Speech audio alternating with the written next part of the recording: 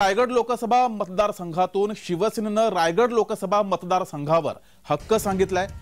रायगडची लोकसभा लढवण्यासाठी शिवसैनिक आक्रमक झालेत। माणगावमध्ये बैठक घेत शिवसैनिकांनी हा निर्णय घेतलाय। रायगड लोकसभा मतदारसंघावर शिवसेनेनं सुद्धा आता हक्क सांगितलाय।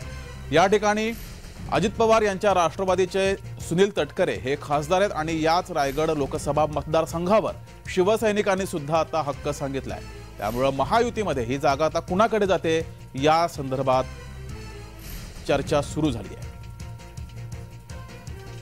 तर रायगडचे शिवसेनेची मतदारांची बेरीज ही इतर पक्षांपेक्षा निश्चितच जास्त आहे आणि आमचा हक्क आहे ना। 3 आमदार असताना आम्ही का सीट सोडावी सांगा ना तुम्ही, की जर एक आमदार असताना जर हे मागतायत भाजपवाले मागतायत, एक आमदार असताना राष्ट्रवादीवाले मागतायत, आमचे 3 आमदार असताना आम्ही का सीट सोडावी।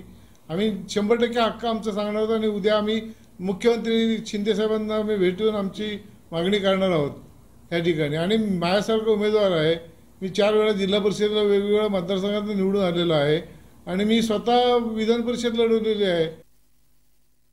तसेच तळा मसळा श्रीवर्धन मधल्या सर्व शिवसैनिकांची नेते मंडळीची मीटिंग राजू साबळे यांच्या निवासस्थानी झाली।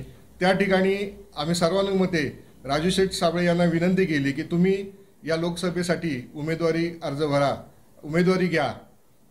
आणि सर्वानुमते त्यांना विनंती केल्यावर, कारण त्यांच्याकडे राजकारणाचा बराच अनुभव आहे, त्यांनी विधान परिषदेपासून जिल्हा परिषदेपासून निवडणूक लढवलेल्या आहेत। ते माजी सभापती होते जिल्हा परिषदेमध्ये, तसेच त्यांच्या अनेक शैक्षणिक संस्था आहेत, त्यामुळे त्यांचा दांडगा जनसंपर्क आहे।